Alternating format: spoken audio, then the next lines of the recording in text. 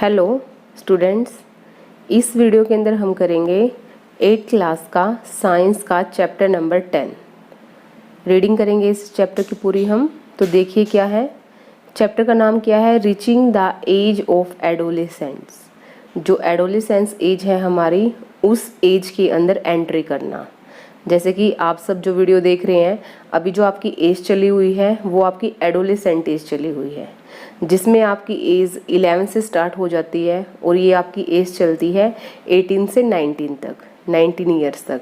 तो इसके बारे में डिस्कस करेंगे इस चैप्टर में हम कि एडोलेसेंट होता क्या है, ये एज क्या है, इस एज के टाइम पे आपको आपकी बॉडी के अंदर कौन कौन से चेंजेस नज़र आने शुरू हो जाते हैं और ये चेंज नेचुरल है। इन चेंजेस से हमें जो घबराने की ज़रूरत नहीं होती, ये हर किसी के अंदर होते हैं, नॉर्मल होते हैं। तो देखिए क्या है इस चैप्टर के अंदर, शुरुआत करते हैं इस चैप्टर की हम। स्टार्टिंग से देखिए क्या है। In the previous chapter you have learned how animals reproduce. इससे पिछले चैप्टर के अंदर हमने देखा था रिप्रोडक्शन इन एनिमल्स। तो एनिमल्स कैसे रिप्रोडक्शन करते हैं, सेक्सुअली भी करते हैं, एसेक्सुअली भी करते हैं।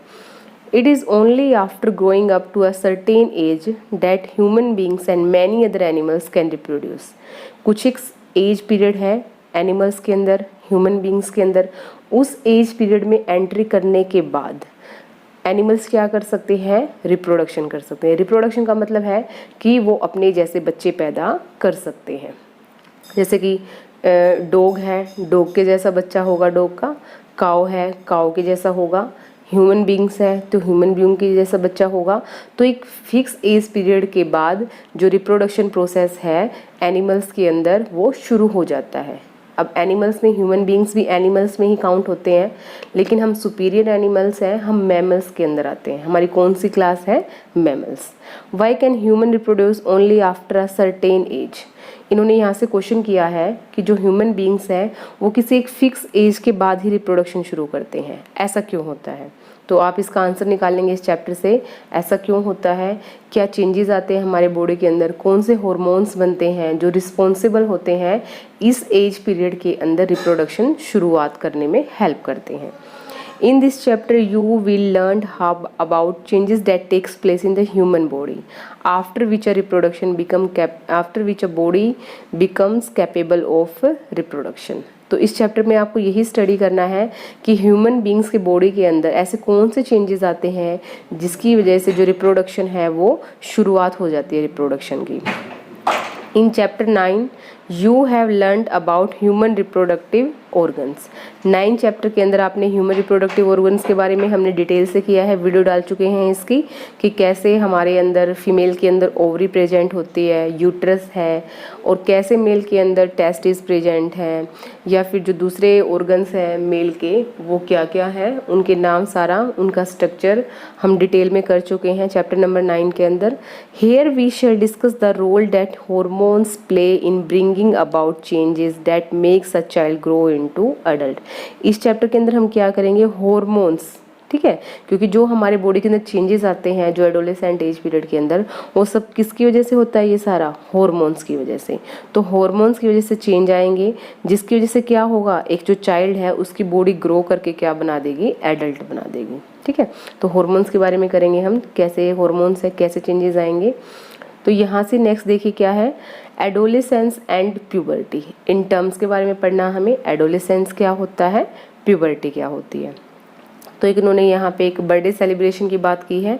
तो देखिए वहाँ से क्या कुछ हमारे पास आइडिया निकल के आता है, किस चीज़ से हम आइडिया निकाल रहे हैं कि हमारी जो बॉडी है उसके अंदर एडोलेसेंट एज पीरियड आ गई है, कौन से ऐसे साइंस हैं, सिम्टम्स हैं, क्या देख के हम पता लगाएंगे। तो देखिए क्या है, बूजो वो सेलिब्रेटिंग हिज 12th बर्थडे। बूजो कौन सा बर्थडे सेलिब्रेट कर रहा था, अपना 12th बर्थडे सेलिब्रेट कर रहा था। After his friends left Boojho and Paheli began chatting with their parents. जैसे ही उसके फ्रेंड्स ने पार्टी सेलिब्रेशन के बाद घर के लिए चले गए हैं जैसे फ्रेंड्स, उसके बाद जो बूजो है और जो पहेली है उन्होंने चैटिंग करनी शुरू कर दी है, बातचीत करनी शुरू कर दी है, किसके साथ, अपने पेरेंट्स के साथ। पहेली studies in an all girls school. जो पहेली की जो स्टडी हुई है वो किस स्कूल के अंदर हुई है? जिस स्कूल के अंदर ओनली क्या है? गर्ल्स हैं। ठीक है, जैसे होता है ना आपका, कई स्कूल ऐसे होते हैं जिसमें गर्ल्स को एडमिशन नहीं मिलता, बॉयज़ का स्कूल होता है, और कई स्कूल ऐसे होते हैं जिसमें गर्ल्स को एडमिशन मिलता है, बॉयज़ को एडमिशन वहाँ पर नहीं मिलेगा। तो यहाँ पर पहेली के बारे में बात की गई है कि पहेली के स्कूल में जो भी स्टूडेंट्स हैं वो सारे क्या हैं? फीमेल स्टूडेंट्स हैं, गर्ल्स हैं। शी स्टार्ट लाफिंग, पहेली ने क्या करना शुरू कर दिया है? हंसना शुरू कर दिया है।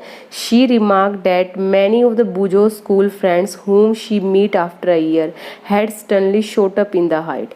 उसने क्या बोला पहेली ने कि जो बूजो के फ्रेंड जो पार्टी के अंदर आए थे उनमें से काफ़ी सारे ऐसे थे जिनकी हाइट के अंदर एकदम से चेंज आ गया है, क्योंकि वो काफ़ी लंबे टाइम बाद उनसे मिली है, क्योंकि स्कूल तो सेम नहीं है, कॉमन तो नहीं है जिससे कि वो एक दूसरे को देख पाए।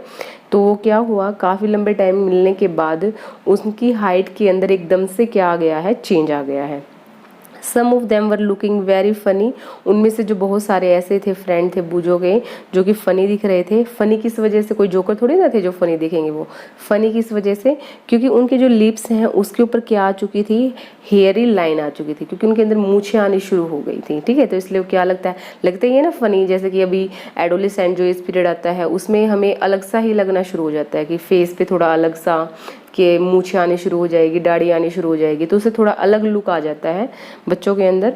Her mother explain that boys had grown up, तो जो पहेली की मम्मी है उसने क्या बताया यहाँ पे, क्या एक्सप्लेनेशन दी पहेली को कि वो फ़नी नहीं है, वो फ़नी नहीं लग रहे हैं। एक्चुअल में ये ऐसा एज पीरियड है जिसमें हर किसी के साथ इस तरह की जो चेंजेस हैं बॉडी के अंदर वो आते ही हैं। उन्होंने एक्सप्लेनेशन किया उसका। Growth become from a day one is born. ठीक है, जो ग्रोथ है हमारी बॉडी की, जैसे ही बच्चे का जन्म होता है उसी से ग्रोथ की क्या हो जाती है? शुरुआत हो जाती है। But upon crossing the age of 10 और 11 there is a sudden spurt in growth which become noticeable. लेकिन जैसे ही हमारी एज 10 से क्रॉस करती है, 10 और 11 के आसपास आती है, वैसे ही हमारी एज के अंदर क्या हो जाता है? एकदम से जो चेंज आना शुरू हो जाता है, एकदम से ग्रोथ होनी शुरू हो जाती है। ठीक है, और वो नोटिस के अंदर आ जाती है सभी के अंदर वो ग्रोथ, क्योंकि मूछें आ गई हैं तो क्या होगा? एकदम से हाइट बहुत ज़्यादा बढ़ गई है तो क्या होगा? हर किसी को मतलब थोड़ा दिखने शुरू हो जाएगी कि इसकी बॉडी के अंदर क्या आ रहे हैं? चेंजेस आने शुरू हो गए। चेंजेस हमें नज़र आते हैं। देखिए, जैसे बच्चा पैदा हुआ है उससे 10 साल तक भी उसकी बॉडी के अंदर चेंजेस आ रहे हैं, हाइट बढ़ रही है। ठीक है, लेकिन वो हमें एकदम से हाइट नज़र नहीं आती है बढ़ती हुई। लेकिन जो हमारा एडोलेसेंट एज पीरियड है उसके अंदर क्या होता है? हमें एकदम से हाइट में चेंज नज़र आता है। आपने देखा भी होगा, ठीक है, आपने अपने क्लास फ्रेंड्स को या फिर अपने आसपास के जो बच्चे हैं उनके अंदर आपने ये जो चेंजेस है ये आपने खुद भी नोटिस किए होंगे कि ऐसा कुछ असलियत में होता है। Okay, the change taking place in the body are part of the growing. जो चेंजेस आए हैं बॉडी के अंदर वो हमारी ग्रोथ का ही क्या है? एक पार्ट है। They indicate that you are no longer a child but are on the way of becoming an adult. ये जो चेंजेस आते हैं हमारी बॉडी के अंदर, जो एडोलेसेंट एज के अंदर आते हैं, वो हमें क्या शो करते हैं कि अब हम बच्चे नहीं रहे हैं, हम किस एज पीरियड के अंदर एंटर करने वाले हैं? एडल्ट। ठीक है, अब हम किशोर बन चुके हैं, किशोरावस्था चल रही है हमारी, अब उसके कुछ टाइम के बाद हम क्या हो जाएंगे? एडल्ट हो जाएंगे। अब देखिए यहाँ पे जो बूजो है क्या बोल रहा है यहाँ पे, I wonder how long this period marked by changes in the body will last, कि जो ये हमारी बॉडी के अंदर जो चेंजेस चल रहे हैं ये कितने लंबे टाइम तक के लिए चलेंगे? 1 साल, 2 साल, 5 साल, 7 साल, क्या टाइम पीरियड क्या है इन चेंजेस का हमारी बॉडी के अंदर? अब देखिए पहेली क्या बोल रही है यहाँ पे, it is strange period of the life when you are neither a child nor an adult. एक ये मतलब बहुत ही अद्भुत काल माना जा सकता है इसको, ना तो आप बच्चे हो ना आप एडल्ट हो, क्योंकि इस एज से पहले आपको बच्चे बोला जाएगा। ठीक है, 11-12 से पहले बच्चे बोलते हैं हम, और जो आपकी ये इस पीरियड है 18-19 के बाद, फिर उसको क्या बोलते हैं? एडल्ट बोलते हैं। I wonder whether this period between childhood and adulthood had a special name. तो यहाँ पे क्या जानना चाह रही है पहले कि उस नाम को बताइए यहाँ पे कि जो किशोरावस्था और जो जो बाल्यावस्था है हमारी, उसके बीच के इस टाइम पीरियड को हम किस नाम से जाने, क्या नाम दे इसका हम? तो देखिए अभी उसी के बारे में बताएंगे हम। एडोलेसेंट बोलते हैं उस एज पीरियड को जो ना तो हमारी चाइल्ड स्टेज है और ना हमारी एडल्ट स्टेज है, इन दोनों की क्या है, बीच की एक स्टेज है। Growing up is a natural process, तो जो हमारी बॉडी के अंदर ग्रोथ होती है वो कैसा प्रोसेस है, नेचुरल प्रोसेस है, ये ऑटोमेटिकली चलता ही रहता है। The period of life when the body undergo changes leading to reproductive maturity is called adolescence. तो एडोलेसेंस की डेफिनेशन, इंपॉर्टेंट डेफिनेशन है क्योंकि हमारे चैप्टर का नाम है क्या, reaching the age of adolescence. तो क्या है इसमें, ऐसा लाइफ का पीरियड जिसके अंदर जो हमारी बॉडी है उसके अंदर क्या आने शुरू हो जाते हैं, चेंजेस आने शुरू हो जाते हैं। और चेंजेस इस तरह से चेंजेस आते हैं हमारी बॉडी के अंदर कि जो हमारी बॉडी है वो मैच्योर हो जाएगी, किसके लिए, रिप्रोडक्शन के लिए। ठीक है, मतलब एक तरह से बोल सकते हैं कि बच्चे पैदा करने के लायक हो सकते हैं हम इस एज पीरियड के बाद। एडोलेसेंट जो एज पीरियड आएगी उसमें हमारी बॉडी के अंदर रिप्रोडक्टिव मैच्योरिटी शुरू हो जाती है, हमारे रिप्रोडक्टिव ऑर्गन्स मैच्योर होने शुरू हो जाते हैं। तो इसी एज को हम क्या बोलते हैं, एडोलेसेंट। अब देखिए एज पीरियड क्या है, जो भूजो ने क्वेश्चन किया था कि कितने टाइम के लिए चलती है ये age period. It starts from 11 और लास्ट अप टू 18 और 19 ईयर्स ऑफ द एज। ये 11 ईयर के आसपास शुरू हो जाती है। जरूरी नहीं कि आज आप 11 ईयर के हुए हो तो आज ही आपकी बॉडी में वो सारे चेंज आने शुरू हो गए हैं।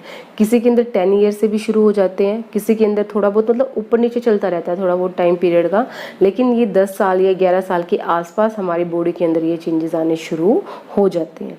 Since this period cover the teens 13 to 18 और 19 years of the age. Adolescent are also called teenagers. जो एडोलेसेंट होते हैं उनका दूसरा नाम क्या है, टीनेजर्स भी बोलते हैं, ये टीन एज भी बोला जाता है, क्योंकि यहाँ पे जो हमारा ये जो पीरियड है जिस टाइम पे चेंजेस बॉडी के अंदर आते हैं ये कितना है, 13 से 18 या फिर 19 years of the age. In girls adolescent may begin a year और 2 year earlier than in a boy. Girls के अंदर क्या होता है, जो चेंजेस आते हैं वो बॉयज से 1-2 साल पहले ही आने शुरू हो जाते हैं। इसका मतलब आप बोल सकते हो कि जो गर्ल्स हैं वो जल्दी रिप्रोडक्टिवली मैच्योर होती हैं in comparison to the boys. और आपको पता भी होगा गर्ल्स के लिए जो शादी की जो एज पीरियड रखी जाती है, मैरिज एज पीरियड, वो कितना रखा गया है, 18 था हमारा, ठीक है, और बॉयज़ के लिए 21 रखा गया है। ऐसा क्यों, 3 साल का डिफरेंस क्यों है, किस लिए रखा गया है ये, ताकि जो हमारी गर्ल्स हैं वो जल्दी से मैच्योर हो जाती हैं और बॉयज़ को मैच्योरिटी का क्या है, थोड़ा टाइम पीरियड ज़्यादा लगता है। नेक्स्ट देखिए, also the period of adolescent varies from person to person. जो एडोलेसेंट एज पीरियड है हमारा वो एक पर्सन से दूसरे पर्सन में क्या करता है, वेरी करता है। मतलब जरूरी नहीं है, फिक्स नहीं है कि सभी के अंदर ये एक ही टाइम पे शुरू होगा, अलग अलग टाइम पीरियड पे शुरू होगा और अलग टाइम पीरियड पे इसका लास्ट होगा। In human body undergoes several changes during adolescence. These changes mark the onset of the puberty.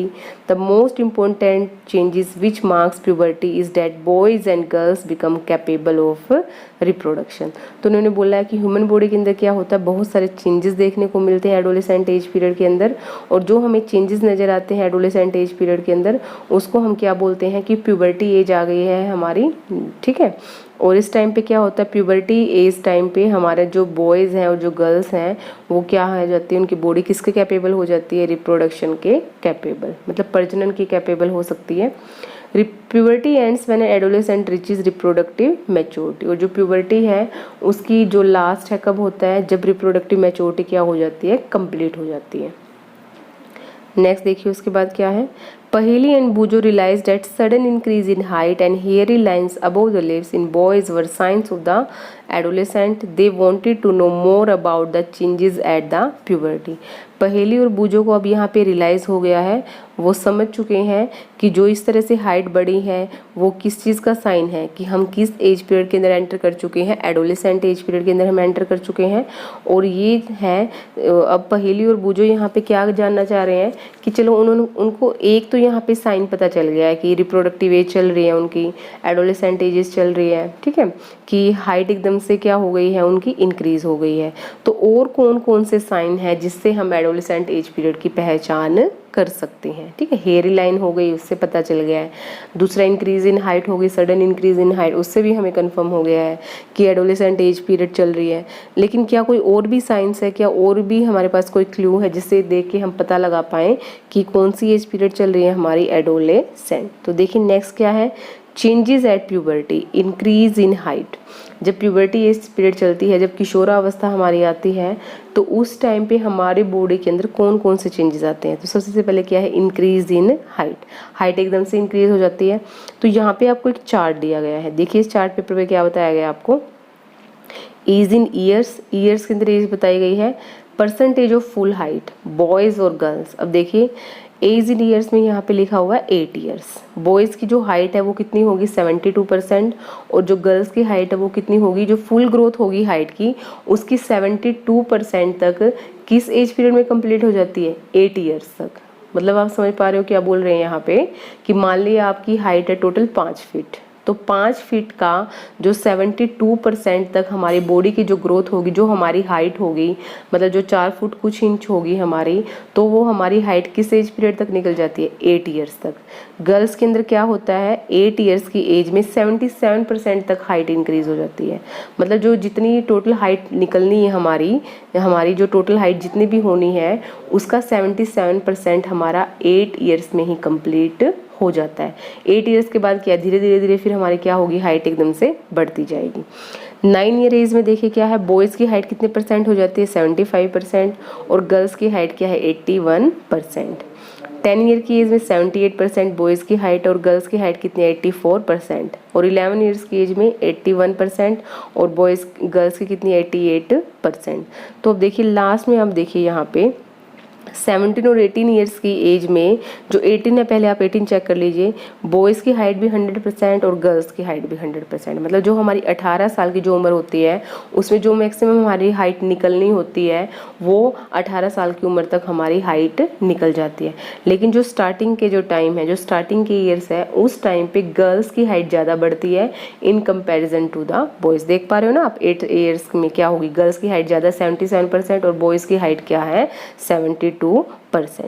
और जैसे ही 15 से 16 ईयर का एज पीरियड आता है, जैसे आप यहाँ पे चेक कीजिए 15 से 16 ईयर का जो एज पीरियड है, इस एज पीरियड में क्या होगा, जो गर्ल्स की हाइट है और जो बॉयज़ की हाइट है वो 99% तक बढ़ जाती है। मतलब इतनी हाइट हमारी मैक्सिमम निकल जाती है। अब उसके बाद एक यहाँ पे क्वेश्चन दिया गया है, उससे आपको हाइट बतानी है, क्या है, a boys in 9 year old and 120 centimetre tall. एक बॉय की यहाँ पे एज बताई गई है, 9 ईयर का बॉय है वो, और उसकी जो एज है 9 ईयर पे कितनी है, 120 सेंटीमीटर। अब हमें ये बताना है कि जब उसकी ग्रोथ होगी, growth period, at the end of growth period ही इज़ लाइकली टू बी, जब उसका ग्रोथ पीरियड ख़त्म हो जाएगा 18 साल के बाद, उसकी हाइट कितनी होगी, मैक्सिमम हाइट कितनी होगी उस बच्चे की। तो देखिए अभी वो कितने ईयर्स का है, अभी फ़िलहाल 9 ईयर्स का है। तो देखिए कैसे निकालते हैं एज, ये हमारे पास एक क्या है, फॉर्मूला है निकालने का, कैसे फाइंड आउट करते हैं हम। तो देखिए इसको ध्यान से, सबसे पहले हम ऊपर रखते हैं प्रेजेंट एज। प्रेजेंट एज देखिए क्या बताई गई है उसकी, 120 सेंटीमीटर। उसके बाद नीचे हमें रखना होता है percentage of full height at this stage. 9 year है तो 9 ईयर की परसेंटेज हम लेंगे यहाँ पे, 10 ईयर है तो 10 ईयर की परसेंटेज लेंगे, 12 ईयर है तो 12 ईयर की परसेंटेज लेंगे इन 200। ठीक है, तो इस तरह से सोल्व करते हैं। 120 हमने कहाँ से लिखा है, क्वेश्चन में गिवन है। अब दूसरा हमें बताया गया है 9 ईयर की एज है और सेक्स क्या है यहाँ पे, बच्चे का मेल है। तो यहाँ पे चार्ट में चेक कीजिए, 9 ईयर पे, ये है आपका यहाँ पे चार्ट, 9 ईयर पे जो परसेंटेज है हाइट का वो कितना है, 75%। अगर यहाँ पे 9 की जगह पे 10 ईयर कर दिया जाए तो हम किससे डिवाइड करेंगे, 78% से। ठीक है, अगर 13 ईयर्स पूछा जाए तो हम नीचे क्या लिख देंगे, 88%। 15 पूछा जाए तो हम नीचे किससे डिवाइड करेंगे, 95% से। तो एज फैक्टर के अकॉर्डिंग हम नीचे की वैल्यू चेंज करते जाएंगे। समझ में आ गया होगा आपको मैं क्या बोल रही हूँ। तो यहाँ पे जो नीचे हमारा 75 है, ये कहाँ से लिया गया है, जो उसकी 9 ईयर एज है उसका कितना परसेंटेज हमारा ग्रोथ हो जाएगी 9 ईयर तक, और बॉय है तो बॉय के लेंगे, अगर गर्ल दिया होता तो गर्ल के लेते। फिर इसको हम सोल्व करके कितनी आ गई हमारे पास जो हाइट, 160 सेंटीमीटर टोल। मतलब कि जब उसकी हाइट कंप्लीट हो जाएगी उस बच्चे की, जो भी फिलहाल 9 साल का है, तो कंप्लीट हाइट में उसकी कितनी हाइट होगी, 160 सेंटीमीटर।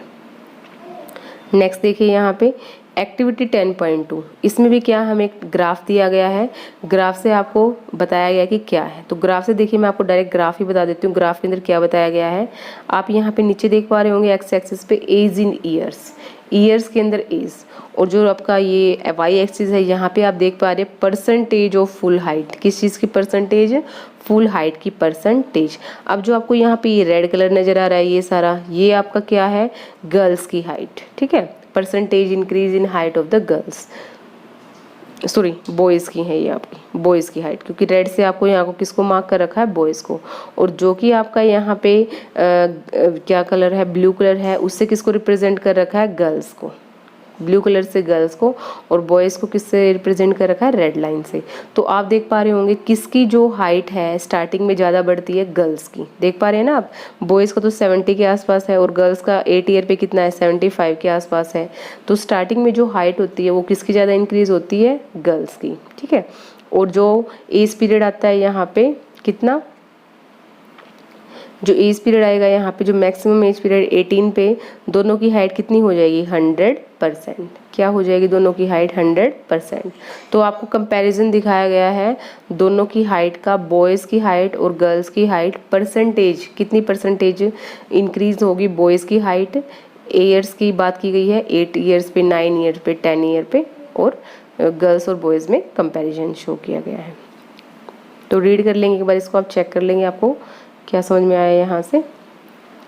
नेक्स्ट उसके बाद देखिए यहाँ से रीड करेंगे हम, there is no need for Paheli to worry, all parts of the body don't grow at the same rate, some time the arms and the legs और feet and adolescent look oversize. तो देखिए यहाँ पे एक पहेली ने क्वेश्चन किया है, उसी के आंसर यहाँ पे दिया गया है। तो देखिए क्या है पहेली का question, I am worried though I have become taller, my face look much smaller compared to my body। तो यहाँ पे पहेली क्या बोल रही है कि वो थोड़ा चिंतित है, किस लिए चिंतित है वो, कि वो हाइट तो उसकी टोल हो गई है लेकिन जो उसका फेस है वो किसकी तरह दिखता है, छोटे बच्चों की तरह दिखता है, मतलब स्मॉलर है हाइट के कंपैरिजन में। तो क्या वहाँ पे उसको टेंशन लेने की ज़रूरत है क्या पहेली को, या ये सब नेचुरली है, ठीक है। तो इसका आंसर देखिए क्या है, ये सब क्या है हमारा नेचुरली है, इसमें किसी को भी, आप में से भी किसी को भी वरी होने की ज़रूरत नहीं है। देखिए अब इसका रीज़न क्या है, all parts of the body don't grow at the same rate, जो हमारे सारे पार्ट्स होते हैं बॉडी के वो सेम रेट से ग्रो नहीं करते। कई बार आप देखते हैं ना किसी किसी के तो क्या होते हैं, हाथ बहुत लंबे हो जाएंगे, पैर एकदम से लंबे हो जाएंगे, तो वो क्या है, इस टाइम पे हमारी बॉडी की ग्रोथ होती है, तो इस टाइम पे हो सकता है कि कुछ पार्ट की ग्रोथ क्या हो जाए, ज़्यादा हो जाए, लेकिन कुछ टाइम के बाद जो हमारी बॉडी है वो उस पार्ट के कंपैरिजन में दूसरे पार्ट की भी ग्रोथ अच्छी तरह से कर लेती है, और फिर हम कैसे लगते हैं, नॉर्मली लगते हैं। तो देखिए आगे यही बताया गया है, sometimes the arms and the legs और hands and feet of the adolescent look oversize दिखते हैं हमें, and out of the proportion with the body, और बॉडी के प्रोपोर्शन से वो मैच नहीं करते, but soon the parts other parts catch up and result in the proportionate body, और जल्दी ही वो जो पार्ट्स हैं वो क्या करते हैं, उसी प्रोपोर्शन में ग्रोथ करते हैं जिस प्रोपोर्शन में बॉडी के दूसरे पार्ट्स की ग्रोथ हुई है। नेक्स्ट है आपका, you must have notice that height of an individual is more or less similar to that of the some family members. जो हाइट होती है किसी इंडिविजुअल की वो ज़्यादातर फैमिली मेम्बर से मैच भी करती है, और कई टाइम ऐसा होता है कि फैमिली मेम्बर से मैच भी नहीं करती है। तो इसका जो मेन रीज़न है, जो लॉजिकल रीज़न है, जो साइंटिफिक रीज़न है, वो क्या है, जीन्स। तो किसी भी बच्चे की जो हाइट है वो कितनी लंबी होगी वो किसके ऊपर डिपेंड करती है, उसके पेरेंट्स की जीन्स के ऊपर डिपेंड करती है कि उसने अपने पेरेंट्स से कौन सी जीन्स को इनहेरिट किया है। इट इज़ वेरी, इसके अलावा, ठीक है, एक तो हमारे पेरेंट्स पे तो हमारी जो हाइट है, जो जीन्स हमने पेरेंट्स से गेन की है उसके ऊपर तो डिपेंड करेगी ही करेगी। इसके अलावा आपका दूसरा फैक्टर भी है जो आपकी हाइट को डिसाइड करता है, वो क्या है, आपका इस एज टाइम पे आपका अच्छा food, nutritious healthy food intake करना, क्योंकि आपकी जो बोन्स की ग्रोथ है, मसल्स की ग्रोथ है, और जो दूसरे बॉडी पार्ट्स की ग्रोथ है उनको अच्छी ग्रोथ करने के लिए किस चीज़ की ज़रूरत होती है, नरिशमेंट की ज़रूरत होती है, खाने की ज़रूरत होती है, मिनरल्स की ज़रूरत होती है, ठीक है, और जो न्यूट्रिएंट्स हैं उनकी ज़रूरत होगी। और ये सब आप कहाँ से कंप्लीट करोगे, अपने न्यूट्रिशनल नीड, ये सब आप कंप्लीट करते हो अपने खाने से। तो इसलिए इस टाइम पे हमें किस तरह की डाइट लेनी चाहिए, हेल्दी और न्यूट्रिशियस डाइट।